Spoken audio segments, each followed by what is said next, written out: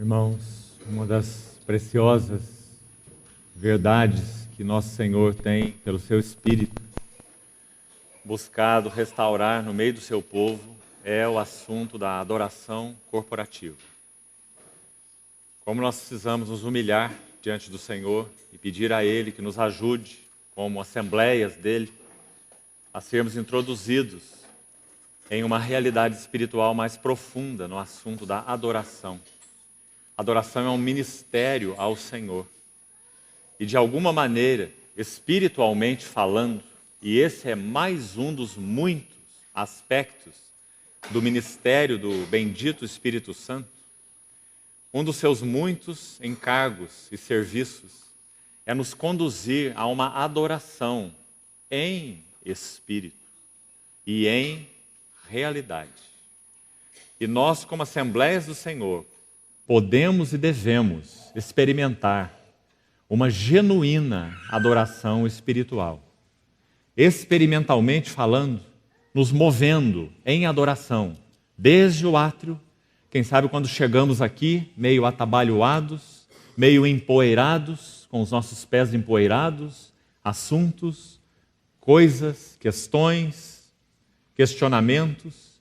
Então, estamos daquele lado de fora ainda no átrio, mas quando nos colocamos juntos, debaixo do nome precioso do Senhor, mais uma vez invocamos a Ele como aquele que que derramou por nós seu precioso sangue, naquele figurado altar do holocausto, mas também aquele que nos conduz à pia de bronze, ao lavatório, onde o sacerdote lavava suas mãos, lavava seus pés, para dar um passo além e então entrar no santo lugar, já um nível de ministério mais profundo, onde não havia luz externa, onde havia apenas a luz do candeeiro, que fala sobretudo do Senhor Jesus, mas ainda não era um ponto final. Havia alguém designado entre o povo que poderia dar um passo ainda além e abrir o segundo véu e entrar no Santo dos Santos, onde não havia absolutamente luz nenhuma, senão a luz da Shekinah, da glória de Deus. Então, experiencialmente falando, o Espírito Santo deseja nos mover como assembleias em adoração, desde o átrio até o Santíssimo. E nós deveríamos celebrar diante do Senhor, por exemplo, quando partimos o pão. Nós deveríamos partir o pão quando, como assembleia, nós tivéssemos aquele senso espiritual de que nós estamos juntos, corporativamente falando, no Santo dos Santos, em adoração. Então nós partimos o pão e comemos o pão, com aquele senso tão sublime de quietude, por um lado, e de celebração, por outro lado. Porque o Espírito Santo pôde encontrar em nós um lugar espiritual para nos fazer avançar, então, desde o átrio, quando primeiro nos colocamos juntos, até o Santo dos Santos, numa genuína adoração. Irmão, sabe qual é o preço para isso? Tudo. Tudo que nós somos. Porque se de alguma maneira houver interferência da nossa carne, se de alguma maneira esse assunto começar nas nossas emoções, se não no nosso espírito, nós perdemos tudo. Porque o ponto de início não são nossas emoções, mas o nosso espírito. E quando isso começa no nosso espírito, há quietude interior. E dessa quietude interior provém todas as outras coisas. Que coisa maravilhosa é essa? O Espírito Santo tem desejado nos ensinar o caminho da adoração genuinamente espiritual. Então que o Senhor desperte em nós essa nota da adoração corporativa, para que nós também levemos isso aos seus pés como congregação, como humildes discípulos.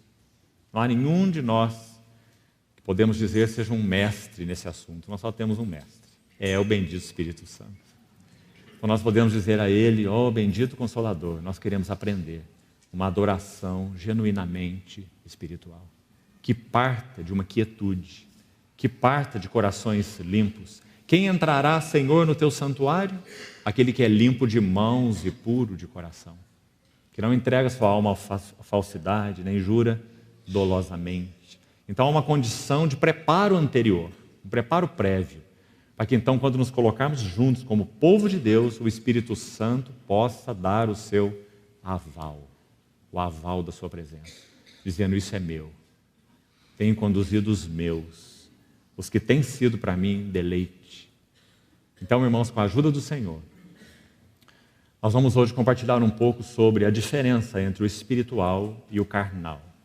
E vamos citar algumas marcas a respeito desse assunto na palavra de Deus. Mas ainda vamos precisar de um pouquinho de paciência antes de entrarmos nesse assunto. Ainda bem que nós temos até a meia-noite para isso hoje. Então nós vamos precisar fazer um pequeno preâmbulo antes de entrarmos nisso. Em alguns assuntos que o Senhor levantou como uma nota no meu espírito, na medida que os nossos irmãos Luiz e Ernie compartilhavam pela manhã. Então penso que será necessário colocar umas notas que o Senhor então realçou no meu espírito na medida em que eu ouvia os dois irmãos compartilharem. Então vamos abrir nossas Bíblias no Evangelho de Lucas. Lucas 3,16. Disse João a todos: eu, na verdade, vos batizo com água, mas vem o que é mais poderoso do que eu, do qual não sou digno de desatar-lhe as correias das sandálias. Ele vos batizará com o Espírito Santo e com fogo. Ainda em Lucas, capítulo 12, dois importantes versos 49 e 50. Lucas 12. Assim disse nosso Senhor: eu vim para lançar fogo sobre a terra, e bem quisera eu que já estivesse a arder. Tenho, porém, um batismo com o qual hei de ser batizado, e quanto me angustio até que o mesmo se realize. Irmãos, é tão importante no nosso entendimento a respeito do significado do ministério do Espírito Santo, que nós mantenhamos juntos, em um bom equilíbrio, dois eventos históricos que nunca se repetirão, que são o Calvário e o Pentecostes. O Calvário foi uma obra única e singular, perfeita, completa. Por isso nosso Senhor Jesus disse: está tudo consumado. E nós não podemos crucificar o nosso Senhor de novo, porque isso não é necessário e porque isso não é possível, porque a obra que ele realizou foi uma obra perfeita. Assim o Pentecostes. O Pentecostes foi um evento histórico, 50 dias após o Calvário, quando o Espírito Santo desceu para tomar residência nessa terra. E de uma maneira muito linda nós vimos que aqueles 120 discípulos que esperaram naquele lugar apropriado, talvez uma salazinha no templo, receberam a promessa do Pai. De uma maneira muito linda nós vemos que aqueles 120 representam o candeeiro e o testemunho de Deus no que concerne ao que Ele desejaria e deseja fazer nessa terra, usando a sua igreja como seu instrumento. Nós podemos olhar aquele Pentecostes como um grande candeeiro, um candeeiro de 120 lâmpadas, que foi aceso naquele dia de Pentecostes. Por que nós temos esse quadro? Porque é dito que entre aqueles 120, quando o Espírito Santo desceu, pousou sobre cada um deles 120 línguas como de fogo, sobre cada um deles. Então aquele candeeiro de 120 lâmpadas foi aceso no dia de Pentecostes, e aquele candeeiro virou o Império Romano de cabeça para baixo. Interessante, apenas uma nota adicional: 120. Por que 120? O número 12 na Bíblia tem a ver com o governo celestial. 12. E o número 10 na Bíblia tem a ver com plena responsabilidade. Duas mãos cheias. Plena responsabilidade. significado do 10 na Bíblia. Então o que nós temos ali é 10 vezes 12. Pessoas que aguardaram com responsabilidade aquilo que o Senhor disse: esperai a promessa do Pai. Não façais nada, porque vocês não podem, porque vocês não devem, porque vocês não têm habilidade, porque vocês não têm condição. Esperai a promessa do Pai. Plena responsabilidade. Por outro lado, quando essa promessa desce, o governo de Deus. 10 vezes 12. Então o Senhor pôde expressar o seu governo. Os atos dos apóstolos são os atos do próprio Senhor Jesus exaltado por meio do Espírito Santo na igreja e através da igreja. Então esse é o fogo que o nosso Senhor Jesus disse em Lucas capítulo 12, que ele veio para lançar na terra. Você não pode interpretar Lucas 12 de outra forma, porque não é coerente. Se você achar que aquele fogo é o juízo que se refere tanto à primeira vinda do Senhor, ou talvez com relação à sua segunda vinda, você vai estar duplamente errado. Porque o nosso Senhor Jesus, quando veio na sua primeira vinda, ele disse que o Filho do Homem não veio para julgar, mas veio para salvar o que estava perdido. Então a sua primeira vinda não foi para lançar um fogo de juízo sobre a terra. E esse texto não pode se referir à sua segunda vinda, porque o nosso Senhor está se referindo, está ligando esse fogo com um batismo que ele deveria receber. E esse batismo não tem nada a ver com a sua segunda vinda.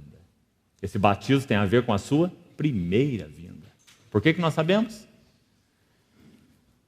Vamos ler mais um texto. Marcos capítulo 10. Vamos agregar esse texto para que fique bem claro esse assunto para nós. Abra, por favor, Marcos capítulo 10. Preste atenção nos versos 38 e 39. Você se lembra o que está acontecendo aqui nesse contexto. Tiago e João estão tão ocupados em quem ocuparia o lado direito e o lado esquerdo do Senhor no reino, na glória. Esses eram os assuntos desses discípulos, representados por Tiago e João, mesmo quando nosso Senhor estava à sombra da cruz. Ou seja, eles não compreendiam nada, nem a respeito da cruz, e nem a respeito do reino, e nem a respeito da glória. Nenhum desses três assuntos. Então eles estavam naquelas disputas. Uma disputa tão medíocre. Se nós combinarmos o relato de dois evangelistas, um deles, Mateus, registra que a mãe dos dois foi fazer esse pedido ao Senhor. Quem sabe aquele assunto foi tão constrangedor que eles tiveram que reunir a sua mãe, uma figura de mais autoridade talvez, e levar aqueles dois ali, o Tiaguinho de um lado e o Joãozinho do outro, para irem diante do Senhor fazer esse pedido. E aquela mulher foi tão ousada, dizendo assim: mestre, manda. Ela está mandando o Senhor mandar. Manda que no teu reino esses meus dois filhos se assentem, um à tua direita e um à tua esquerda. Sabe como nosso Senhor vê isso? Veja o verso 38. Mas Jesus lhes disse: não sabeis o que pedis. Podeis vós beber o cálice que eu bebo, ou receber o batismo com o qual eu sou batizado? Disseram-lhe: podemos. Quando se faz uma pergunta para uma criança que não sabe o que ela tem a responder, ela responde sim, não é? Que ela pode. Então esses eram os dois. Não sabiam nem o que o Senhor estava falando, mas disseram que podiam receber o seu batismo. Então nosso Senhor disse: bebereis o cálice que eu bebo, e recebereis o batismo com que eu sou batizado. Os dois viveram vidas de mártires pelo Senhor. Um sendo o primeiro a ser degolado entre os apóstolos, Tiago. Atos capítulo 12, quando Herodes mandou decapitar Tiago. E o outro vivendo uma vida tão longa, tomando a sua cruz, dia a dia, e seguindo o Senhor, João. Então, irmãos, qual é esse fogo que o Senhor veio para lançar na terra? Repetindo Lucas 12, 49, ele diz: quanto eu queria que ele já estivesse a arder. Que fogo é esse? A vinda do bendito Espírito Santo. Por quê? Porque então, de novo, Lucas 12, 50, ele diz: tenho porém. Então ele dá um passo para trás desse fogo que ele queria que estivesse a arder. Para que esse fogo estivesse a arder, um batismo teria que ser experimentado. Então ele diz: eu tenho porém um batismo com o qual eu hei de ser batizado. Agora escute essa palavra. Lucas 12:50. Quanto eu me angustio, até que o mesmo se realize. Amados irmãos, uma pequena nota sobre isso. A mesma palavra é usada com relação ao Getsemane, quando é dito, nosso Senhor Jesus disse no Getsemane, a minha alma está profundamente angustiada. A mesma palavra usada aí, quanto eu me angustio, até que este batismo, a cruz, o cálice que ele iria beber na cruz, quanto eu me angustio, até que o mesmo se realize, o batismo, a cruz, o cálice, para que então o fogo viesse a arder 50 dias depois, quando aquele candeeiro seria aceso no Pentecostes. Você vê o nosso Senhor falando do Calvário e do Pentecostes, colocando-os juntos. Então esses dois nunca podem ser separados. São dois eventos críticos, maravilhosos. O batismo do Senhor Jesus, no sentido da sua cruz, e a descida do Espírito Santo. O sangue por um lado e o óleo por outro. Por isso nosso Senhor Jesus é o fiador de uma superior aliança. Agora, irmãos, quando nós olhamos essa questão do angustiar-se, toda genuína obra do Espírito Santo não é espiritocêntrica. O Espírito Santo não é alguém que chama atenção para si mesmo. Toda genuína obra do Espírito Santo é sempre cristocêntrica. Então esse é um ponto tão importante para nos cuidarmos. E quando nós olhamos o nosso Senhor falando sobre esse batismo que ele sofreria, e então a partir desse batismo o Espírito Santo que viria, preste atenção nessa linha aqui. O que o nosso Senhor Jesus passou e sofreu no Getsemane, para que esse fogo então viesse a arder? Qual foi o motivo da sua angústia no Getsemane? Irmãos, o Senhor Jesus, nosso bendito Senhor, homem perfeito diante de Deus e filho amado diante do Pai. Nosso Senhor tinha essas duas relações com Deus. Uma tem a ver com a sua filiação, outra tem a ver com o seu sacerdócio. O amado filho diante do Pai e o servo perfeito diante de Deus. Então, nosso Senhor Jesus, quando estava no Getsemane, por que ele se angustiou? Qual era o motivo do Getsemane? Porque ele suou gotas como de sangue. Nós sabemos desse assunto fisiologicamente, e nós sabemos que isso é possível apenas em uma extrema e indizível agonia de coração, de mente, de sentimentos. Isso é quase uma síncope. Amados, nós cremos que se o Espírito Santo não houvesse dado suporte, Hebreus 9,14, citamos ontem, pelo Espírito eterno, ele se ofereceu sem mácula a Deus. Se o Espírito Santo não tivesse dado suporte para Jesus no Getsemane, nosso Senhor teria sofrido uma síncope naquele jardim, porque ele estava numa agonia indizível para que fôssemos introduzidos numa alegria indizível, que Pedro diz na sua epístola. Então nosso Senhor suava gotas como de sangue. Por quê? Amados, dois importantes assuntos centrais governaram a vida do nosso Senhor. Primeiro, ver a face do Pai. Segundo, fazer a vontade do Pai. Irmãos, houve algum momento em que o Senhor Jesus deixou de fazer a vontade do Pai? Ele disse assim: a minha comida consiste em fazer a vontade daquele que me enviou e realizar sua obra. E ele pagaria todo o preço para isso.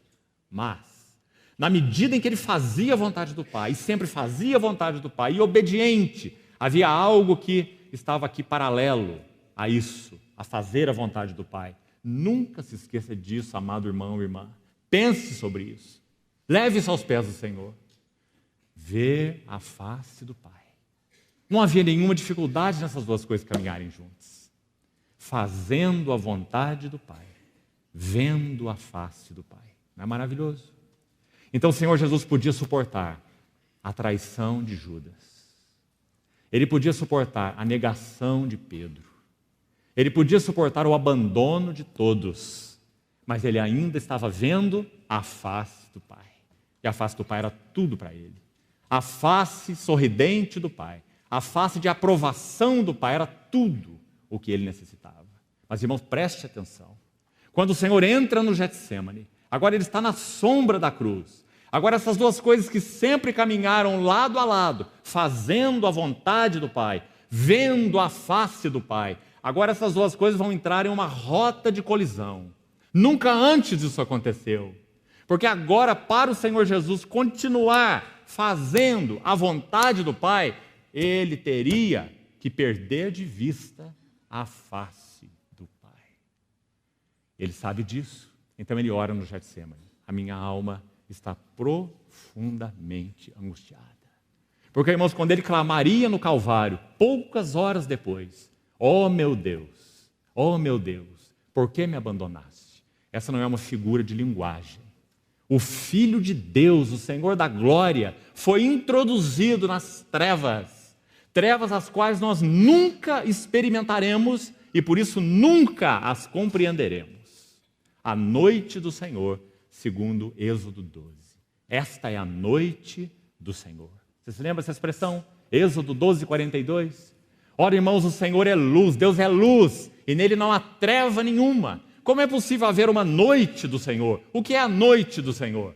A cruz do Calvário, tipificada pelo Cordeiro Pascal. Esta é a noite do Senhor. Então, nosso Senhor Jesus estava agonizando no Getsêmani. Quanto eu me angustio, foram as palavras de Lucas 12, até que esse batismo se realize. Quanto eu me angustio, em Lucas 12, nosso Senhor já expressou isso. Mas então, quando ele estava à sombra da cruz, no Getsêmani, ele pôde clamar: minha alma está profundamente angustiada até a morte. Porque agora ele teria que abrir mão de um dos dois. Se ele quisesse continuar vendo a face do Pai, ele poderia. Ele tem direito. Ele tem direito. Mas então ele não poderia prosseguir fazendo a vontade do Pai. Por quê? Porque a vontade do Pai era conduzir muitos filhos à glória. Então, se o grão de trigo caindo em terra não morresse, ele ficaria só. Então, em função de fazer a vontade do Pai, ele abriu mão de ver a face do Pai. Mas isso era insuportável para o nosso Senhor Jesus. Tudo mais era suportável, mas isso não era suportável. Então ele agonizou, e ele agonizou, e ele agonizou. E, queridos irmãos, ele era tão homem, tão humano, que ele chamou 2 dos seus discípulos para estarem com ele. Você se lembra? Vamos ali comigo. Fiquem ali me dando esse suporte, para usar outras palavras. Sabe o que eles fizeram? Eles dormiram. Porque eles nem sequer podiam compreender o que nosso Senhor estava vivendo. Oh, irmãos, que preço nosso Senhor pagou para que hoje nós estivéssemos aqui reunidos falando sobre o Consolador, o Espírito Santo. Nós que éramos um bando de rebeldes, inimigos de Deus. Há um batismo com o qual eu hei de ser batizado. E quanto eu me angustio até que o mesmo se realize. Porque ele disse: eu vim, e isso denota propósito. Lucas 12, 49. Eu vim. Para que ele veio? Para lançar fogo à terra. E outras palavras ele está dizendo: eu vim para derramar o meu espírito. Mas antes disso, há um batismo com o qual eu hei de ser batizado. Ó, irmãos, então que o Senhor nos ajude a considerar isso aos seus pés. Porque esse bendito óleo que foi derramado sobre a cabeça não é apenas um óleo, mas é um óleo precioso. Sabe o que significa isso? Houve um preço altíssimo para que nós pudéssemos ser ungidos com óleo. Por isso o Salmo 133 começa com aquele ó que nós falamos ontem. Ó, isso não é admirável? Ó, como é bom e agradável viverem unidos os irmãos. Mas qual é a razão disso? Qual é a fonte disso? É como um óleo precioso. Houve um preço. O preço foi o sangue, para que o óleo pudesse ser derramado. Você se lembra o que deveria ser feito com o leproso no Velho Testamento, para que ele fosse purificado? Lembra-se? A lepra na Bíblia não é apenas uma figura do pecado. É mais. A lepra é uma figura da rebelião. Quando o rei Uzias entra no santuário e faz um serviço inadequado, a lepra lhe saiu na testa. Quando Miriam se rebela contra a autoridade de Deus na vida de Moisés, a lepra lhe saiu no corpo. Então a lepra é uma figura mais do que pecado, é uma figura de rebelião. Nós éramos os rebeldes. O que foi feito para que nós retornássemos essa intenção de Deus duas coisas. Assim como lá na purificação do leproso. Confira lá no Evangelho, no livro de Levítico, no capítulo 14. Primeiro, sobre o leproso era aplicado o sangue. Nunca essa ordem poderia ser invertida. Primeiro o sangue. Mas sobre o sangue era aplicado o óleo. Então, irmãos, nós temos aqui o que o nosso irmão Ernie ressaltou pela manhã. O Senhor Jesus é o Cordeiro de Deus, em primeiro lugar, que tira o pecado do mundo. E o Cordeiro derramou seu sangue. Mas por que o Cordeiro de Deus, tirando o pecado do mundo, derramando seu sangue, por que ele fez isso? Porque o seu propósito era ungir a nossa cabeça com óleo, para que o nosso cálice transbordasse. Então sempre essas duas coisas andarão juntas. O Cordeiro de Deus que tira o pecado do mundo e o batizador com o Espírito Santo. Eu vim para lançar fogo à terra. Então o Calvário e o Pentecostes sempre serão dois lados de uma mesma moeda. Agora, amados, assim como nós nos apropriamos pela fé das bênçãos do Calvário, nós também precisamos nos apropriar pela fé das bênçãos do Pentecostes. Agora, seja cuidadoso aqui. Nós não estamos dizendo, porque não é isso que a Bíblia diz, que o recebimento do Espírito Santo é uma segunda experiência dentro da vida cristã normal. Porque não é isso que a Bíblia ensina. Quando nós recebemos o Senhor Jesus, o Espírito Santo vem habitar em nós, porque quem não tem o Espírito de Cristo, esse tal não é dele, e quando nós cremos na palavra da verdade, no Evangelho da nossa salvação, é o Espírito Santo quem gera em nós o arrependimento, a convicção de pecado e a própria fé. Pela graça sois salvos mediante a fé. E isso não vem de vós, é um dom de Deus. Não de obras, para que ninguém se glorie. Então, o Espírito Santo vem nos selar, habitar em nós, quando nós cremos no Senhor Jesus pela ação dele mesmo. Mas, o que nós estamos dizendo é que assim como nós exercemos fé para encontrar repouso, descanso e segurança na obra do Calvário, nós precisamos exercer fé. Não apenas para que nós tenhamos o Espírito como selo em nós, mas para que então nós vivamos uma vida cheia do Espírito. Sabe, irmãos, quais os dois perigos que nós temos quando nós confrontamos esse assunto? Irmos além ou ficarmos aquém do que as Escrituras nos ensinam sobre a questão do Espírito Santo. Irmos além é um risco muito grande e nos leva a descaminhos tão perigosos. O final deles sempre é uma abundante manifestação da carne. Porque nas nossas vidas esse assunto de carne e de espírito caminham tão lado a lado. Nós vamos entrar nisso agora mesmo, em algumas marcas, para procurar nos ajudar, práticas, aplicadas, para que nós levemos aos pés do Senhor e sejamos sondados. Porque nós somos tão misturados nesse assunto de carne e espírito. Essas duas coisas estão tão próximas. Às vezes alguma coisa começa no espírito e segue na carne. E então nós perdemos todo o valor e o resultado daquilo que o Senhor quer obter. Paulo foi tão claro aos Gálatas, você se lembra? Tendo começado no espírito, estáis agora vos aperfeiçoando na carne. Por causa da delicadeza dessa linha divisória entre um assunto e outro assunto. Pedimos ao Senhor que nos ajude, pela sua bondade, a entendermos um pouco mais disso hoje à noite, quando entrarmos no ponto. Então, concluindo essa primeira parte, que o Senhor nos ajude a manter esse equilíbrio divino, irmãos, entre o Calvário e o Pentecostes. Uma última nota sobre isso para encerrar essa parte introdutória. Hebreus 7:22 diz que o nosso Senhor Jesus é fiador de uma superior aliança. Você se lembra? Fiador, uma linda palavra. É o garantidor de uma superior aliança. Então vamos pensar um pouquinho sobre isso.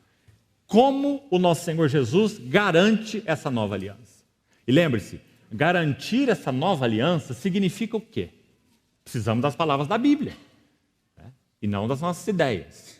Então vamos nos relembrar de Hebreus capítulo 8, de 10 a 12. Ali são descritos os termos da nova aliança. E é dito que dentro da nova aliança nós teríamos, Hebreus 8:12 diz, pecados purificados. De maneira nenhuma me lembrarei dos seus pecados, das suas iniquidades para sempre. Purificação de pecados. É dito no versículo 11 que nós teríamos conhecimento espiritual de Deus. Todos me conhecerão desde o maior até o menor. Esse é um outro item da nova aliança. E também é dito assim: eu imprimirei nas suas mentes as minhas leis, e nos seus corações as inscreverei. Eles serão meu povo, e eu serei o seu Deus. Esses são os termos da nova aliança. O que o nosso Senhor fez como fiador para que essa nova aliança fosse garantida. E de novo, por favor, preste atenção aqui. Nós vamos bater nos mesmos pontos: o sangue e o óleo. Então, em primeiro lugar, a Bíblia fala sobre 2 envios e sobre 2 derramamentos. Envios e derramamentos. Nós não vamos estudar esse assunto porque precisamos avançar. Mas vou citar para os irmãos onde isso está. Gálatas 4, de 4 a 6, fala sobre os 2 envios. Lá diz assim: em vindo a plenitude do tempo, Deus enviou o seu Filho. Então esse é o primeiro envio. Deus enviou o seu Filho, nascido de mulher, nascido sob a lei, para fazer o quê? O texto diz: para resgatar. Então você vê que isso tem a ver com o Cordeiro de Deus que tira o pecado do mundo, o Cordeiro que pagaria o preço. Deus enviou o seu Filho para resgatar, por isso o sangue foi derramado. Agora, se você abrir o texto, seria bom se você abrisse, veja a sequência. Gálatas 4, agora versos 5 e 6. Ele diz: e porque vós sois filhos, Deus enviou. Então você vê o enviou de novo? Deus enviou aos nossos corações, o que ele enviou agora? O Espírito do seu Filho, que clama: Abba, Pai. Então são 2 envios. O primeiro envio tem a ver com o Gólgota. Deus enviou o seu Filho para resgatar. E o segundo envio tem a ver com o Pentecostes, o Espírito do seu Filho. Então, de novo, você vê junto, 2 envios. Agora vamos pensar sobre os 2 derramamentos. E a Bíblia só fala de 2. O primeiro está em Hebreus 7, 22. Em Hebreus 9, 22. Lá diz assim: sem derramamento de sangue não há remissão de pecados. De novo, isso tem a ver com o Calvário, o Cordeiro derramando o sangue. Sem derramamento de sangue não há remissão. Agora vamos para o outro derramamento, e é o derramamento do Espírito. Quando em Atos 2,33, Pedro pregando diz assim: Jesus foi exaltado à destra do trono de Deus, recebeu do Pai a promessa do Espírito e fez o quê? Derramou. Isso que vedes e ouvis. Então, irmãos, não é algo interessante? 2 envios. Enviou o seu Filho, enviou o Espírito do seu Filho. 2 derramamentos. Derramou o seu sangue, derramou o seu Espírito. Por quê? Porque ele é o Cordeiro de Deus que tira o pecado do mundo e ele é aquele que batiza com o Espírito Santo. Graças ao Senhor. Essas 2 obras sempre vão andar juntas. Porque, na verdade, são 2 aspectos de uma única obra: Calvário e o Pentecostes. Então, muito importante que nós mantenhamos essas 2 coisas juntas. Uma última nota rápida sobre isso ainda. João capítulo 7 é um lindo texto que também coloca essa relação junta. Abra, por favor, João 7, 37 a 39. Texto muito conhecido de todos nós. No último dia, o grande dia da festa, Jesus se colocou diante dos discípulos, diante da multidão, de todos que estavam ali, e disse: se alguém tem sede, venha a mim e beba. Se alguém tem sede. Versículo 38. Quem crer em mim, como diz a Escritura, do seu interior fluirão rios de água viva. Isso tem a ver, é claro, com o Espírito. Logo à frente vai dizer: fluirão rios de água viva. Do seu interior. A palavra na sua tradução provavelmente seja essa. Irmãos, muito linda essa colocação aí. Logo no verso 39, na sequência, diz assim: Jesus disse isso por causa do Espírito Santo. Porque o Espírito não havia ainda sido dado. Porque Jesus não havia sido ainda glorificado. Então, de novo você vê essa relação. Mais um texto para confirmar essa relação. Primeiro, o Senhor Jesus precisava realizar uma obra que ele chamou de o meu batismo. Há um batismo com o qual eu hei de ser batizado. Ele teria que passar pela morte, pela ressurreição, pela ascensão e entronização. Quando ele fosse glorificado, então o Espírito poderia ser derramado. Mais uma vez a relação. E então, uma notazinha última para concluir aí, essa introdução.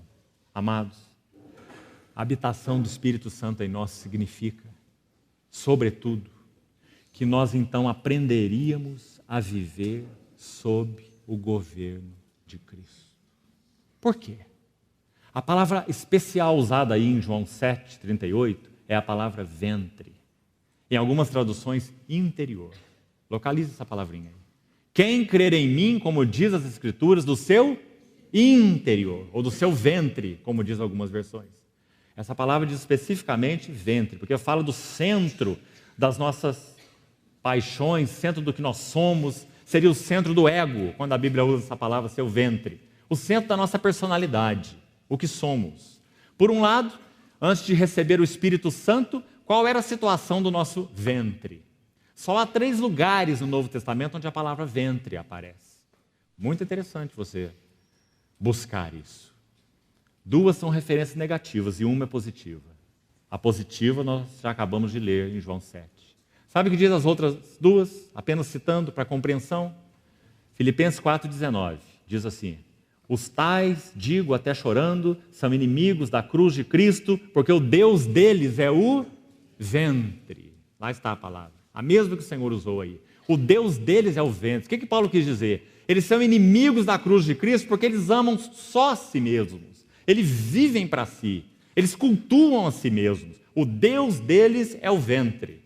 Filipenses 3,19. Agora, 1 Coríntios 16,18, a palavra aparece de novo.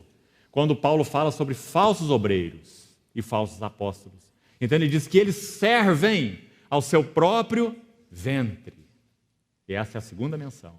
Servem o seu ventre, está muito claro. Vivem para si, para a sua glória pessoal, para a sua satisfação pessoal. Tudo que eles fazem é por interesse. Eles buscam retorno, buscam satisfação própria, buscam projeção, glória, retribuição e tudo mais. Então, os tais são falsos apóstolos. Eles servem seu próprio ventre. Então, irmãos, essa era a nossa condição, em nós mesmos, por nós mesmos. Esse é o nosso ventre. Qual é a bendita promessa do Senhor quando o Espírito Santo vier? Quem crer em mim, como diz a Escritura, do seu ventre. Lembre-se, a sede da nossa personalidade, o que nós somos. Agora, ao invés de viver para nós mesmos, ao invés de servir a nós mesmos, do seu ventre fluirão rios de água viva. Que maravilhoso, irmão. Porque quando nós colocamos o João 7 ao lado do João 4, aquela mulher no poço de Samaria, nós entendemos esse assunto das águas vivas. Quando o Senhor estava naquele poço de Samaria, é a primeira vez na história, isso nunca mais acontecerá, em que a fonte busca a sede. Sempre ao contrário. É a sede que busca a fonte. Mas em João 4, a fonte busca a sede. Então o Senhor vai atrás daquela mulher, naquele poço, e ele fala para ela sobre as águas vivas. E aquela mulher tinha esse tipo de ventre. Você se lembra do ventre daquela mulher? Qual era o tipo de ventre que aquela mulher tinha? 5 maridos já tivesse. Este que agora tem não é teu marido, porque esse ventre é insaciável. Mas o nosso Senhor falou com ela sobre as águas vivas. Então no capítulo 7 ele liga as águas vivas com a vinda do Espírito Santo. Ele não só satisfaria para sempre a nossa sede, como ele seria em nós uma fonte a jorrar para a vida eterna, ou seja, em Cristo, aqueles que creem nele seriam fonte para outras vidas, descedentar outras vidas. Oh, irmãos, que sublime chamamento nós temos. Outros por causa do Senhor Jesus e por causa da habitação do Espírito Santo em nós, se nós que já estamos no Espírito, como falamos ontem, se nós que já vivemos no Espírito, isso já é uma verdade para nós, mas então e agora é condicional, se andamos no Espírito e não na carne, então nós seremos fonte da vida de Cristo para descedentar outras vidas. Assim como foi o nosso Senhor naquele poço de João capítulo 4. Então, essa é a relação importante de ser mantida junta. E quando o nosso Senhor Jesus expressou essas palavras, E João as explica, dizendo assim, porque até esse momento, vá agora ao verso 39, João 7, 39, porque até esse momento o Espírito não fora dado. Sua versão revista e atualizada de Almeida estará assim, até esse momento o Espírito não fora dado, essa é a expressão, porque Jesus não tinha sido ainda glorificado. O texto original é mais simples e mais direto, diz assim, o Espírito não era, porque Jesus não havia sido ainda glorificado. Mas o que será que o Espírito não era? Nós sabemos que o Espírito é Deus, é o Espírito de Jeová, é o Espírito eterno, é o Espírito divino, ele não tem começo, ele não é criado, ele é uma pessoa divina. Então, em que sentido o texto original diz o Espírito não era? O Espírito começou a ser depois que o Senhor Jesus o enviou? Claro que não, ele é Deus, pessoa divina. O Espírito não era no sentido de que ele não era e não poderia ser o Espírito do Jesus glorificado. Mas depois que o Senhor Jesus consumasse a sua obra, morresse, ressuscitasse e fosse entronizado, então ele derramaria o seu Espírito, enviou o Espírito do seu Filho. Que lindo que a Bíblia coloca a ênfase nisso. Por que isso é importante, irmãos? Não é questão de palavras, de semântica, de academicismo, é uma questão espiritual. É porque agora aquele Espírito de Deus, aquele Espírito de Jeová, aquele Espírito eterno, podemos dizer assim, falando com reverência. Tome cuidado com essa frase, mas é a única maneira de tentarmos explicar essa verdade. Esse Espírito eterno agora passaria por uma experiência humana na vida de Jesus. Porque foi Ele quem preparou o corpo do Senhor Jesus no ventre de Maria. Encheu aquele corpo. Deus não dá a ele o Espírito por medida. Então o Espírito Santo, o Espírito de Deus está passando por experiência humana na vida de Jesus. Sabe o que isso significa? Que depois que o Senhor Jesus morre, ressuscita, é entronizado e derrama seu Espírito, o seu Espírito, o Espírito de Jesus glorificado, é aquele que conhece tudo sobre as tentações humanas, as privações humanas, as necessidades humanas.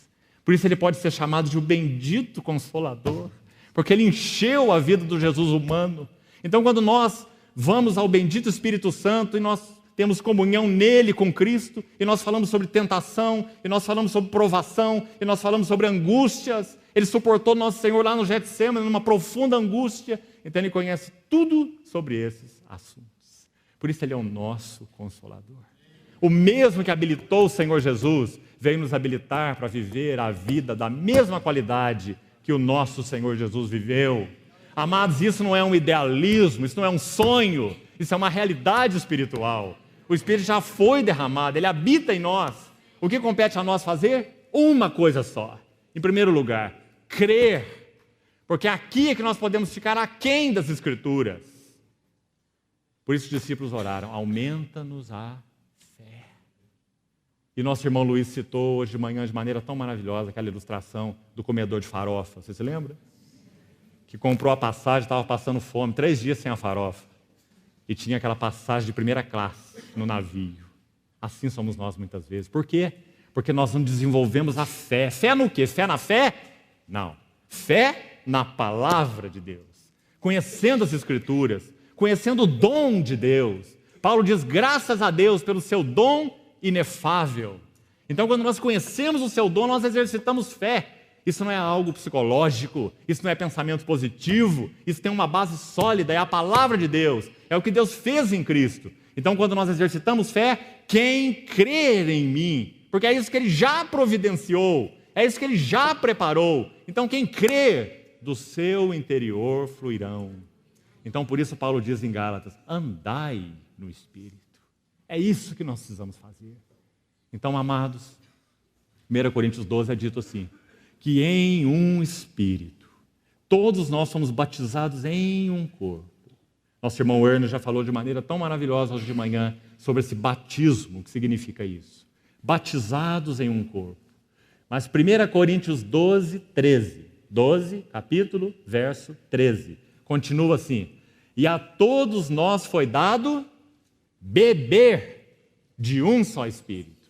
Então agora me permitam usar uma outra metáfora para nos ajudar a entender o que aconteceu conosco. Quando o Espírito Santo veio habitar em nós, em um espírito, em um espírito. Nós fomos introduzidos em o corpo de Cristo. Essa é a primeira verdade. Digamos, o nosso corpo está na piscina. Vamos pensar assim, num tanque. Nós entramos no tanque.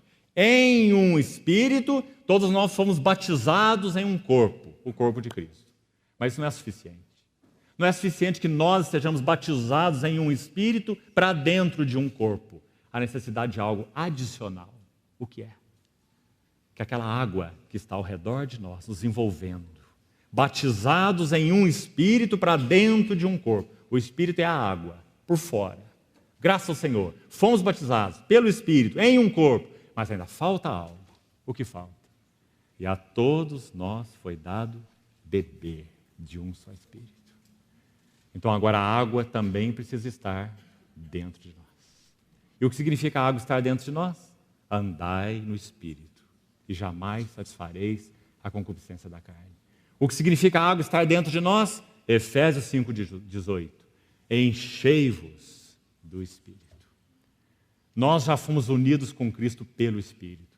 Nós já fomos, podemos dizer, imersos no Espírito, porque é pelo Espírito que nós fomos introduzidos no corpo de Cristo. Mas é necessário que essa água também esteja dentro de nós. Então essa é a nossa responsabilidade. Por isso o Salmo 116, versos 13 e 14, diz assim: que darei, veja como o verso começa, que darei ao Senhor por todos os seus benefícios para comigo. Que darei? Sabe qual é a resposta do salmista? Tomarei. Tomarei o cálice da salvação e invocarei o nome do Senhor. Você viu o que ele viu? Irmão, o Senhor nos providenciou todos esses benefícios na pessoa de Cristo, que estão disponíveis no Espírito Santo. Que daremos ao Senhor por todos esses benefícios? Qual é a nossa responsabilidade? Nós não temos nada para dar ao Senhor. Ele que nos deu tudo. E por isso nós somos irresponsáveis? Não. Então o versículo continua: tomarei o cálice da salvação e invocarei o nome do Senhor. Isso é beber de um só Espírito. Compreendeu isso, irmão? Então muitas vezes nós somos cristãos que estamos caminhando num só lado da verdade. Por isso também Paulo em Romanos 8 diz assim: vós não estáis na carne, falando para os romanos, mas estáis no Espírito, se de fato o Espírito de Deus habita em vós. Mas nesse mesmo capítulo, ele diz assim: nós somos devedores não à carne, como se constrangidos a viver segundo a carne. Porque se viverdes segundo a carne, caminhais para a morte. Você vê que é possível então viver segundo a carne, não bebendo do Espírito. Embora já tenhamos sido introduzidos nessa relação com o Espírito. Compreendeu a diferença, irmão? Você na água, mas não a água em você. Enchei-vos do Espírito. A todos nós foi dado beber de um só Espírito. Então essas coisas são muito importantes de serem consideradas aos pés do Senhor e vistas com clareza. Nós recebemos dupla provisão. Batizados em um Espírito para dentro de um corpo e beber de um só Espírito. Então, irmãos, nós precisamos, concluindo aqui essa parte, falando de maneira bem prática, irmos ao nosso batizador. Este que já introduziu a sua igreja no Espírito Santo e já derramou o Espírito Santo sobre ela. Nós precisamos ir ao nosso batizador e dizer o quê? Que nós queremos ter uma experiência emocional e ficarmos sondando a temperatura das nossas emoções e gastarmos aí uma noite de vigília numa expectativa de que algo aconteça conosco? Será que é esse o caminho prático? Não, cremos que não. Por quê? Porque tudo já está preparado. Então nós vamos diante da fonte, o batizador com o Espírito Santo. E o que nós falamos para ele? Senhor, pela fé na tua palavra, eu quero me apropriar de tudo aquilo que o Senhor já providenciou para mim, na pessoa do teu bendito Consolador. Pela fé. E não espere nenhuma sensação diferente quando você se apropriar do Senhor. Porque não é questão de sensação, é questão de fé. E na medida que nós vamos seguindo com o Senhor, então o Senhor estará arando o nosso coração, abrindo espaços cada vez mais amplos, para que essa vida no Espírito seja uma realidade para nós. Ela tem demandas, irmãos. Por isso um processo que surgisse de última hora não teria nenhuma realidade. Porque há demandas nesse assunto do andar no Espírito. Ele não pode encher um vaso cheio. Então há demandas. Mas se nós nos apropriamos dessa fonte com plena convicção de que o Senhor, Cordeiro de Deus, é também o batizador com o Espírito Santo, Ele vai falar conosco a respeito disso, nos dando um senso mais profundo da sua presença e imediatamente falando para nós que Ele deseja ocupar mais espaços dentro de nós. Porque a questão, na verdade, a questão essencial não é o quanto nós possuímos do Espírito. A questão essencial é o quanto o Espírito possui de nós. Então Ele irá entrar nessas demandas conosco, dizendo, olha, você tem reservados castelos para você mesmo, quartos secretos. Irmãos, não há como nós experimentarmos uma vida cheia do Espírito se cada uma das chaves desses pequenos quartinhos não forem colocadas nas mãos daquele que é o Cordeiro batizador. Cada uma dessas chaves. Nós fechamos alguns compartimentos e nós guardamos para o nosso deleite privado. O Senhor conhece cada um desses compartimentos, sabe o que eles significam para nós. Alguns deles são muito sérios, alguns deles significam prostituição espiritual. E nosso Senhor conhece cada um desses ambientes, porque Ele é um Senhor maravilhoso. Quando Ele vem para habitar no nosso ser, Ele é para usar de novo uma metáfora, né? Porque Ele não é hóspede, nosso Senhor é nosso Senhor, Ele é o proprietário. Mas para usar uma metáfora, nosso Senhor é um hóspede diferente quando Ele vem habitar em nós. Quando você vai receber um hóspede, você prepara a sala de estar, não é? Se está muito frio, você acende a lareira, deixa um ambiente bem gostoso. Quando chegar o seu hóspede, ele estará todo confortável, uma sala deliciosa. Mas esse não é nosso Senhor. Quando nosso Senhor vem habitar na nossa vida, Ele quer entrar pela área de serviço e não pela sala de estar. E o primeiro lugar que Ele deseja conhecer nas nossas vidas não é o nosso sofá, é a nossa lata de lixo. Porque espiritualmente falando, assim como humanamente falando, nós somos aquilo que nós comemos. Então o Senhor quer conhecer a nossa lixeira, para que nós tenhamos comunhão com Ele, do que nós estamos nos alimentando. Irmãos, e na medida que Ele vai fazendo isso conosco, de maneira tão maravilhosa, porque Ele é tão gentil, soberano, gentil. Então nós vamos depositando aquelas chaves, tão apreciadas por nós, nas mãos do nosso Senhor. Chave após chave. Sabe como isso é explicado na Bíblia? Efésios 3,14. Quando Paulo ora, aquela oração em Efésios, ele fala assim, que sejais fortalecidos com poder mediante o seu Espírito no homem interior, e assim habite Cristo nos vossos corações. Você quer localizar esse versículo, por favor? Abra sua Bíblia. Que sejais fortalecidos com poder mediante o seu Espírito no homem interior. Veja o verso 16. Efésios 3,16. Segundo a riqueza da sua glória, vos conceda que sejais fortalecidos com poder, mediante o seu Espírito, no homem interior. O homem interior é a maneira de Paulo chamar o nosso espírito. Ele usa essa expressão em 2 Coríntios 4 também. Ainda que o homem exterior se corrompa, o homem interior se renova de dia em dia. Então, de novo, verso 16, parte final. Seu Espírito no homem interior. Então ele está falando da pessoa de quem? Do Espírito Santo no nosso homem interior. Agora olha o verso 17. E assim, ou então, habite Cristo nos vossos corações. Lembra que nós falamos ontem? O Espírito, o Senhor é o Espírito. Não porque Ele tenha se tornado no Espírito, mas porque, colocando a expressão entre aspas, né, porque ela tem que ser cuidadosa, aquela que usamos ontem, o Espírito Santo é como que uma extensão da personalidade de Cristo. O Senhor é o Espírito. Então, quando nós somos fortalecidos com poder pelo Espírito no homem interior, Cristo habita nos nossos corações. Agora vamos parar um pouquinho nesse verso. Nós estávamos falando lá das chaves, dos quartinhos fechados. O que esse versículo tem para nos ensinar? A palavra habite, no texto original, é uma palavra especial. É composta de uma contração de palavras lá na língua original. Literalmente, sabe o que significa? Fixar uma residência profunda. O prefixo dessa palavra é um prefixo de reforço, que fala de para dentro ou de para baixo. Literalmente traduzindo essa palavrinha habite, na língua original, katoikeu, significa morar para dentro ou morar para o fundo. Seria a tradução literal. Você vê como é linda essa palavra?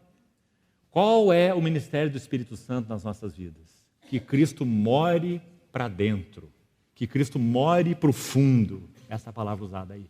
Assim habite Cristo. Em outras palavras, Ele encha os vossos corações.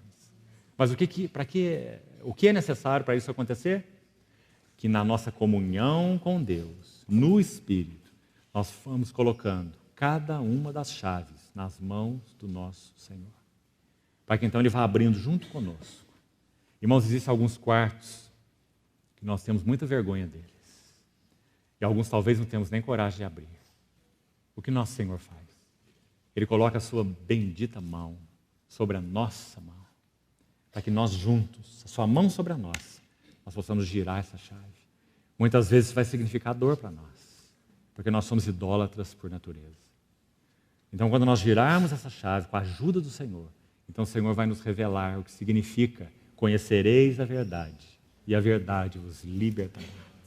Se o Filho vos libertar, verdadeiramente sereis livres. Irmãos, esse é o assunto da oração de Paulo aqui em Efésios. Sejais fortalecidos com poder pelo seu Espírito no homem interior, para que Cristo encha, para que Cristo more para o fundo, more para dentro dos vossos corações. Não é uma incoerência de termos. Paulo não está aqui sendo insano teologicamente. Se Cristo já habita em nós, por que Paulo vai orar para Cristo habitar em nós? Não parece estranho essa oração? E assim habite Cristo. Ora, Cristo já habita, nós poderíamos dizer. Por que Paulo ora para Cristo habitar onde Cristo já habita? Então compreendo o que ele está dizendo. Ele está dizendo que o bendito Espírito Santo veio para que cada uma dessas chaves sejam entregues a Ele e para que Cristo, usando outra palavra então, assuma pleno governo de nossas vidas. E agora, às 9h35, na hora de terminar, nós vamos entrar no nosso assunto de hoje. Então, você tem um pouco de paciência. Nós vamos citar 4 marcas para os irmãos, do que é ser espiritual e do que é ser carnal. Mas, irmãos, penso que era extremamente necessário que nós fizéssemos essa introdução primeiro, para manter essas coisas bem equilibradas.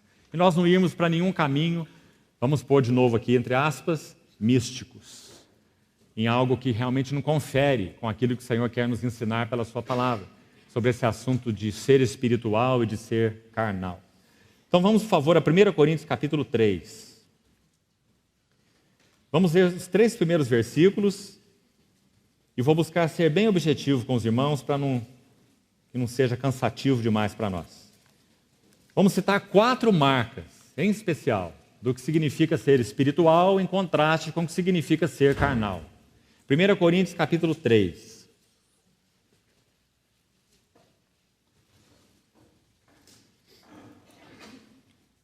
Versículo 1. Eu, porém, irmãos, não vos pude falar como a espirituais, e sim como a carnais, como a crianças em Cristo. Leite vos dei a beber, não vos dei alimento sólido, porque ainda não podíeis suportá-lo, nem ainda agora podeis, porque ainda sois carnais. Porquanto, então ele está explicando por que eles eram carnais. Porquanto, havendo entre vós ciúmes e contendas, não é assim que sois carnais e andais segundo o homem? Quando, pois, alguém diz, eu sou de Paulo, e outro, eu de Apolo, não é evidente que, e aqui há de novo uma expressão, não colocada em todas as versões, não é evidente que, repetindo então, sois carnais, pela 4ª vez, e andais segundo os homens? Então, em 4 versículos, Paulo cita 4 vezes que esses cristãos coríntios eram carnais. Agora, então, uma primeira coisa importante aqui de reconhecermos. Algo que frequentemente nos soa bastante duvidoso. Há alguma diferença entre ser espiritual e ser maduro? Mas será que nós responderíamos isso pela Bíblia? Ser maduro espiritualmente é igual a ser espiritual? Não necessariamente. Ser espiritual, segundo a Bíblia, significa, para definir em uma frase, conhecer o governo do Espírito Santo. Isso é ser espiritual. Isso significa que se alguém nascido de novo há poucos meses, mas tem aprendido a ser fiel à luz que ele já tem alcançado do Senhor, então ele está andando de forma espiritual à luz que ele tem recebido, mesmo que ele tenha meses de conversão. Ele está vivendo uma vida genuinamente espiritual. Por quê? Porque ele está respondendo à luz que ele tem alcançado do Senhor. Princípio de Filipenses 3, 16 e 17. Todavia, andemos cada um de nós conforme a luz que temos alcançado. Então isso é ser espiritual e andar segundo o Espírito. Reconhecer o governo de Cristo e andar segundo a luz que temos recebido do Senhor, porque a luz é a medida da nossa responsabilidade espiritual. O Senhor irá julgar cada um de nós no seu tribunal vindouro, esse juízo familiar do tribunal de Cristo, 2 Coríntios 5,10, baseado na luz que cada um de nós tem alcançado. Então, ser espiritual não é necessariamente ser maduro, mas ser espiritual é conhecer o governo do Espírito. Vamos estabelecer essa diferença. Agora, como nós poderíamos colocar essas duas coisas juntas agora? O ser espiritual e ser maduro. Quanto mais nós respondermos às demandas do Espírito, reconhecendo o governo do Espírito, respondendo à luz que Ele nos tem dado, mais a nossa amplitude, a nossa medida espiritual vai se alargando. O que é necessário para isso? Vamos citar aqui pelo menos 3 coisas. Primeiro, reconhecer o ensino da unção. João diz em 1 Coríntios 2 assim: todos vós recebestes unção que vem do Santo, e todos têm desconhecimento. E o que essa unção vai nos ensinar? Ela é verdadeira, não é falsa, diz João, permanece em nós. Por que João reforça isso? Permanece em nós. O que essa unção vai nos ensinar? Sobretudo, a permanecer em Cristo. João capítulo 15. Permanecer no seu amor. Sem mim nada podeis fazer. Habitai em mim e eu habitarei em vós. Esse é o ensino da unção. Em outras palavras, a unção que está em nós, ela vai nos ensinar, ela vai nos falar sobre qualquer coisa, mínima que seja ou grande que seja, que está colocando um véu entre a face do Senhor e a nossa face. Então esse é o ensino da unção. Irmãos, é algo espiritual. Não é um livro de tradição. É um ensino espiritual. O ensino da unção é dado na vida e não na mente. Muitas vezes o ensino da unção está falando conosco na vida, algo que nossa mente ainda não consegue entender direito, mas o Espírito está nos dizendo não. Ele está dizendo não vá, está dizendo não faça, está dizendo não fale, não é? E nós não sabemos entender o porquê, porque o ensino da unção é dado na vida antes que na mente. Então é tão importante aprender a seguir esse ensino da unção. Isso vai aumentando a nossa amplitude espiritual e isso significa maturidade. Maturidade é uma maior amplitude espiritual. Para uma criança de 3 anos, ela tem um pulmãozinho que talvez caiba 1,5 litros de ar. Mais um pulmão adulto, talvez caiba 4 litros de ar. O que aconteceria se nós colocássemos 4 litros de ar no pulmão de uma criança de 3 anos? Ela morreria, porque ela não tem amplitude para toda essa plenitude. Mas o que aconteceria se nós colocarmos 1,5 litros de ar no pulmão de um adulto? Ele também morreria de asfixia, porque ele tem uma amplitude maior que precisa ser satisfeita. Então, irmãos, essa é uma boa ilustração para nos ajudar a entender o que significa plenitude espiritual. Plenitude espiritual não é estática, plenitude espiritual é dinâmica. Nós podemos ter um irmão ou uma irmã em plenitude espiritual na sua infância espiritual.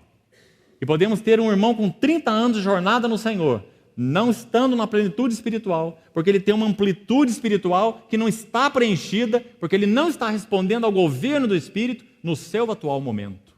Então, qualquer um de nós, a maturidade espiritual não vai nos livrar de cairmos. O que vai nos livrar de cairmos é andarmos no Espírito. Por isso Paulo diz assim, eu reduzo o meu corpo à servidão. Paulo, que conhecia tão bem a vida no Espírito e era tão maduro espiritualmente, eu reduzo o meu corpo à servidão. Ele está dizendo, se o meu corpo começar a ditar as regras, se meu corpo começar a me governar, eu vou ser desqualificado.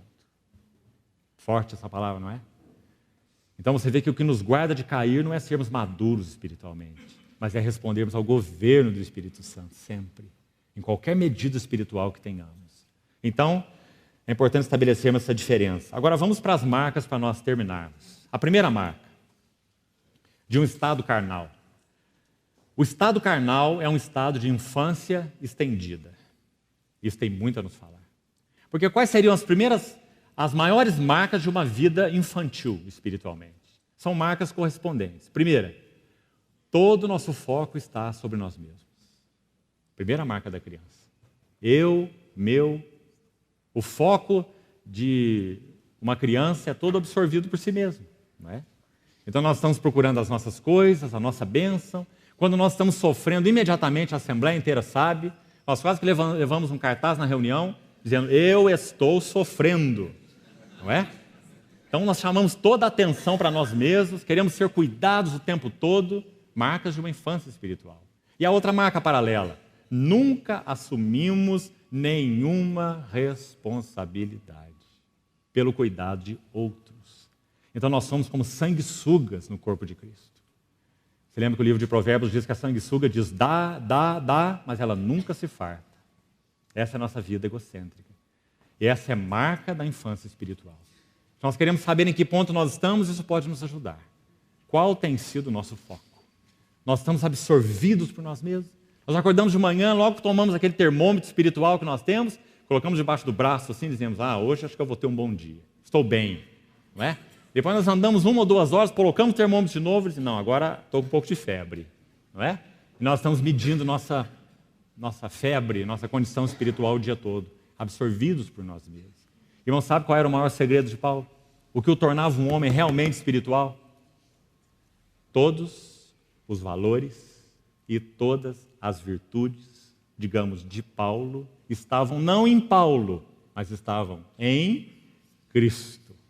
Então ele podia dizer assim, eu aprendi. Ó, que palavra sólida.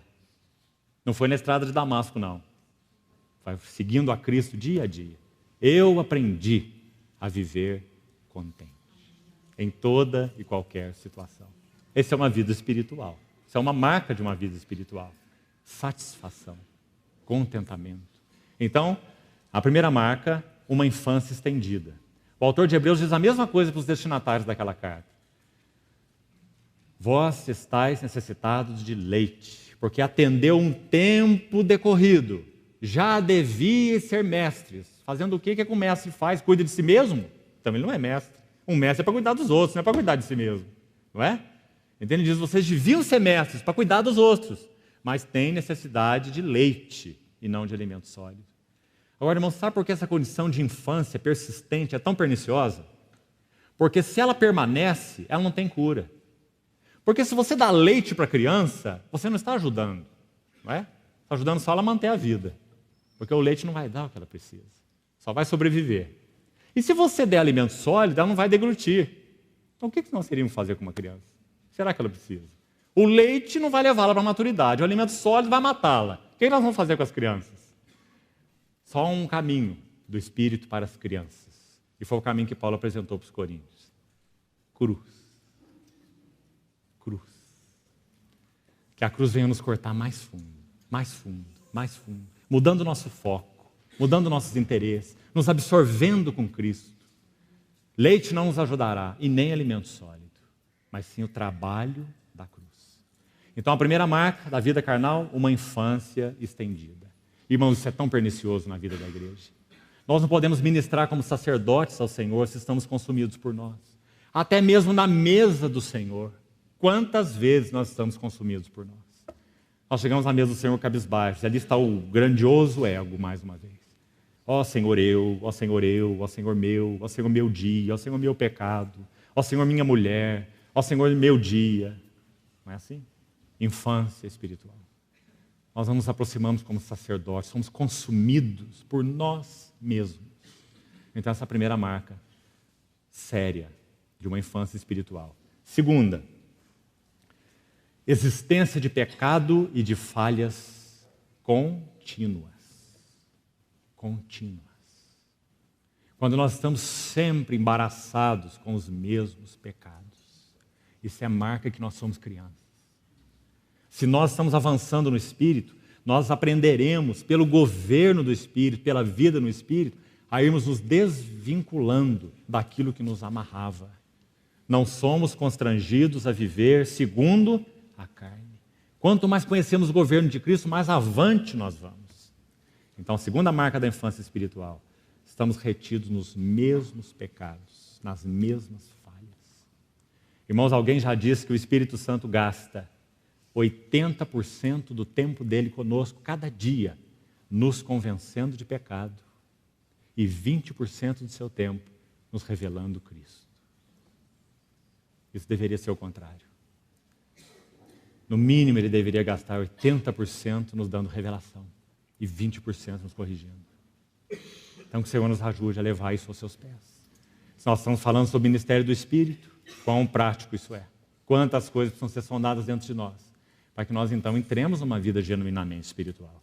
E isso não seja um assunto teológico apenas para nós, doutrinário. Terceira marca, séria, também vista na carta aos Coríntios. Preste atenção.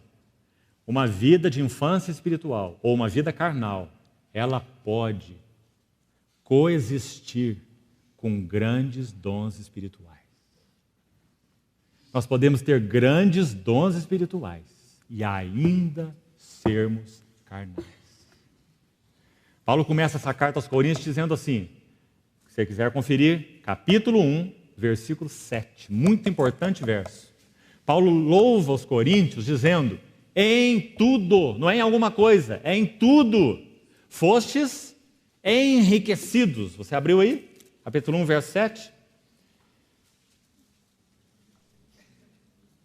De maneira que não vos falte nenhum dom. Olha o verso 5, o contexto começa no verso 5. Em tudo fostes enriquecidos nele, em Cristo, em toda a palavra, em todo conhecimento, de maneira que não vos falte nenhum dom. Assim como o testemunho de Cristo tem sido confirmado em vós. Outros colocam essa expressão no verso 7, né? De maneira que não vos falte nenhum dom. Viu aí? No verso 7. Aguardando vós a revelação do nosso Senhor Jesus Cristo. Irmãos, não é uma lição solene essa? Não vos falta nenhum dom. Nós também poderíamos dizer, não vos falta nenhuma carne. Porque eles eram todo carnais. Até quando eles lidavam com os assuntos da carne, eles eram carnais para lidar com os assuntos da carne. Por que nós sabemos? Por causa do capítulo 1. Quando Paulo corrige a eles assim, uns dizem eu sou de Apolo, outros dizem eu sou de Cefas, outros dizem eu sou de Paulo, e outros dizem eu sou de Cristo. Essa é a maneira carnal de lidar com o carnal. Aqueles que disseram eu sou de Cristo são carnais. Por quê? Porque eles deveriam ter dito para os que estavam em grupinhos, nós somos de Cristo. Quando eles disseram eu sou de Cristo, eles se apartaram de todos os outros e se consideraram os mais espirituais. Então é o carnal lidando com os carnais, uma situação carnal. Não havia nenhum espaço. Se aquele eu fosse trocado pelos nós, então eles teriam tido uma atitude espiritual. Nós somos de Cristo. Acordem, nós somos de Cristo. Ninguém é de Paulo, ninguém é de Apolo, eles são servos. Não é? Então, irmãos, a igreja de Corinto é prova dessa terceira marca de um estado carnal. Grandes dons espirituais, andando lado a lado com vida carnal. E de maneira tão sutil. Ó, irmãos, algumas vezes nós podemos dizer assim, tal irmão ou tal irmão me ajuda tanto nesse assunto. Ouvimos frases assim muitas vezes. Ou aquele irmão nesse assunto é um especialista. Aquele irmão para pregar sobre família não tem ninguém igual. Aquele outro sobre profecias dos últimos dias é não sei o quê. E esse irmão me ajuda tanto nessa área. Mas quando nós vamos conhecer aquela vida que está falando isso, não há sinal de que a palavra tem entrado nas suas entranhas. Porque a vida com a sua esposa não tem mudado, a vida com seus filhos não tem mudado, a sua vida no serviço, no corpo de Cristo não tem mudado. Não é? Isso é sinal de que a palavra não entrou. Que necessidade nós temos, irmãos, de reconhecer nossos caminhos carnais, para poder apresentar diante do Senhor esses caminhos. Senhor, isto é marca carnal, de domínio da carne na minha vida. Me ensina a conhecer o governo do Espírito Santo. Que tua bondosa mão tome comigo cada chave desses compartimentos. E então nos introduza em esferas mais amplas nesse assunto. Então essa é a terceira marca, coexistindo com dons espirituais. Agora, olhe de novo para o texto que nós lemos. A última marca para terminarmos. Versículo 13 do capítulo 2:13 de 1 Coríntios. Diz assim: disto falamos não em palavras ensinadas pela sabedoria humana, mas ensinadas, preste atenção, ensinadas pelo Espírito, conferindo coisas espirituais com espirituais. Queria parar um pouquinho nesse versículo e procurar, com a ajuda do Senhor, explicá-lo para os irmãos por causa do significado dele. Paulo está dizendo que ele sabia conferir ou comparar coisas espirituais com espirituais. O que isso significa? Ele diz que só o homem espiritual sabe fazer isso. Disso também falamos, não em linguagem ensinada pela sabedoria humana. Paulo quis dizer o seguinte: uma vida carnal é incapaz, essa então é a quarta marca, de receber e compreender verdades espirituais. Então aqui nós estamos de novo com grandes problemas, porque nós podemos ser assíduos frequentadores de conferências, mas nós não compreendemos as verdades espirituais. Sabe uma maneira de nós identificarmos isso? Na maioria das vezes, nós não sabemos expressar aquilo que o Senhor nos tem dado em termos de realidade espiritual com palavras. E é o termo que Paulo usa aí no verso 14 que nós acabamos de ler. Quando ele usa a expressão conferindo coisas espirituais com espirituais, a ideia é essa aqui. Paulo diz assim: nós sabemos interpretar as verdades espirituais em uma linguagem espiritual. Você já ouviu pessoas dizer assim: olha, eu fui à reunião, o Senhor falou tanto ao meu coração, você pergunta o que ele falou. A pessoa não sabe falar nada. Não é assim? Ele não sabe traduzir em palavras ensinadas pelo Espírito a verdade espiritual. Sim, ele pode ter sido tocado, não é? Mas o Senhor deseja mais do que isso. Ele deseja que aquela verdade que nos é dada seja agarrada, e seja comida, e seja triturada, e seja absorvida aos pés do Senhor no Espírito, Espírito de sabedoria e de revelação, para que então a verdade que é espiritual, ela possa ser vestida com palavras espirituais. É essa expressão que Paulo está usando aqui. Ele está dizendo que essa é uma característica de um homem espiritual. Ele traduz verdades espirituais em palavras ensinadas pelo Espírito. Então, irmãos, que o Senhor possa nos ajudar nessas 4 marcas, a sondarmos a nós mesmos. Nós temos muito que encarar diante do Senhor com relação às nossas próprias vidas. E por último, concluindo, de verdade agora, eu queria dizer o seguinte para os irmãos. O espiritual e o carnal andam muito próximos. Agora, se nós queremos experimentar diante do Senhor uma realidade espiritual maior, tanto como indivíduos, como assembleia, nós precisamos depositar diante do Senhor esses desejos do nosso coração. Se necessário for, nós precisamos até mesmo parar com coisas que temos feito. Seja em termos de serviço, seja em termos de reunião, seja no que pudermos pensar. Nós devemos ter a coragem, tanto como indivíduos como assembleias, de depositarmos esses assuntos aos pés do Senhor e dizer: Senhor, nós queremos, se necessário, porque não há regra aqui, se necessário, parar com quase tudo que temos feito, para que o Senhor nos fale ao coração sobre aquilo que é teu, nos ajude, nos ensine, nos julgue. Irmãos, nós conhecemos uma assembleia, conhecemos como testemunho, não pessoalmente, até porque esse é um testemunho muito antigo, já de mais de 20 anos atrás. Conhecemos através de um irmão, de uma assembleia que de uma maneira muito definida teve essa coragem e ganhou diante do Senhor algo muito relevante. Irmãos que tiveram um entendimento particular, como dissemos, isso não é regra, isso não é padrão, nós precisamos seguir o Espírito em tudo. Se fizermos algo sem a direção do Espírito, será carnal. Mas o que essa assembleia entendeu é que eles deveriam parar tudo, menos o partir do pão. Tudo mais foi paralisado, menos as reuniões do Partir do Pão. Porque era uma reunião de ministério exclusivo ao Senhor, o Partir do Pão. E a partir do reunir do Partir do Pão, aos pés do Senhor, adorando o Senhor, aquela assembleia foi entendendo como o Senhor queria conduzi-los em amplitudes maiores de vida e de serviço na esfera espiritual.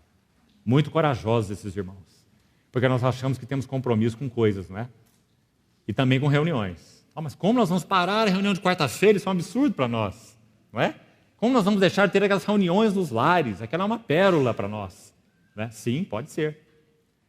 Mas se o Senhor disser pare, nós temos que parar. Porque Ele quer nos ensinar. Ele quer nos falar algo. Então, irmãos, se nós temos esse compromisso afinado com o Senhor, nós precisamos tomar essas atitudes de fé, com coragem. Porque, afinal de contas, a quem nós estamos respondendo? Ao Senhor ou a homens? Então, que o Senhor nos ajude, irmãos, realmente, a depositarmos esses assuntos aos seus pés. E não tenhamos medo, irmãos. Nosso irmão também falou hoje pela manhã sobre o medo.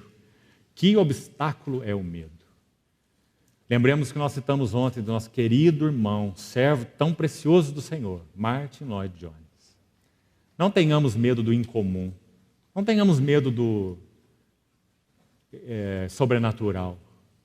Alguns, repetindo o que ele disse, citado ontem, por causa desse medo, têm se tornado culpados de um assunto mais grave: apagarem o Espírito Santo. Então, o Senhor nos ajude a reconsiderarmos tudo isso, irmãos. E que Ele nos guarde de caminhos misticoides, digamos assim. Misticoides. Caminhos da alma. Que não são verdadeiro serviço espiritual. Orações almáticas, sentimentais, emocionais. Que o Senhor nos guarde de todas essas coisas, uma adoração emocional. Tudo que tem origem na alma como ponto de partida é espúrio diante do Senhor. Só o que tem origem no Espírito é genuíno diante do Senhor. E que aquilo que tem origem no Espírito encontre uma expressão tranquila nas nossas almas. Tranquila. Que o Senhor nos ajude a rever todos esses assuntos aos seus pés, irmãos. Precisamos muito. Porque enquanto, por um lado, nós podemos orar, vem Espírito Santo. Podemos e devemos. Vem, visita a tua igreja, visita a tua vinha, protege o que tua mão plantou. Enquanto, por um lado, nós oramos assim, por outro lado, nós vamos preparando o terreno. Porque a vinda do Espírito Santo é algo soberano. Nós não podemos constrangê-lo a vir. É um ato soberano de Deus. Mas, por outro lado, a nossa responsabilidade é prepararmos o solo, pedindo ao Senhor que nos sonde, pedindo ao Senhor que vá mais fundo dentro de nós, para que então, na misericórdia, na fidelidade do Senhor, Ele responda às nossas orações, derramando a sua chuva serôdia, que rega a terra. Então, que Ele nos encoraje a isso, irmãos, como igreja. Amém. Vamos orar. Obrigado pela paciência dos irmãos até essa hora. Louvado seja o Senhor. Senhor, nós queremos humildemente apresentar a Ti mais uma vez nossas vidas e as Tuas assembleias, Senhor. Muito obrigado, porque reconhecemos que o Senhor nos tem demandado muitos assuntos. E, Senhor, pedimos que o Senhor agora nos ajude a sermos responsáveis.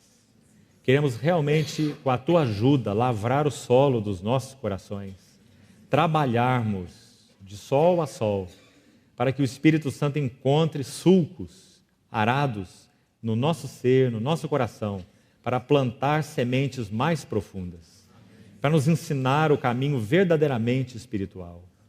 Ó Senhor, queremos ter as marcas da cruz no nosso homem interior, para que o Senhor realmente encontre em nós caminho para um fluir mais denso, mais profundo, mais amplo do Teu Espírito em nós.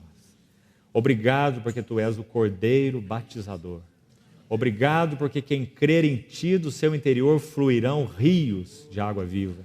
Obrigado pela abundância da terra que o Senhor é em si mesmo. Ó Senhor, nos introduz, te pedimos, em uma experiência maior com o Teu bendito Espírito Santo. Que realmente conheçamos o governo e a liderança do Teu Espírito no nosso homem interior. A unção do Santo. Ó querido Senhor, continua nos ajudando nesse final de semana, regando a terra do nosso coração e, sobretudo, Senhor, nos dando a realidade espiritual do que temos compartilhado. Mais uma vez te dizemos, Senhor, não nos permita sair daqui com ensinos doutrinários apenas. Nos dá sairmos daqui com verdades agarradas nos nossos corações e com um senso de que o Senhor ampliou a nossa capacidade espiritual. Nós te pedimos, Senhor, em teu precioso nome. Amém.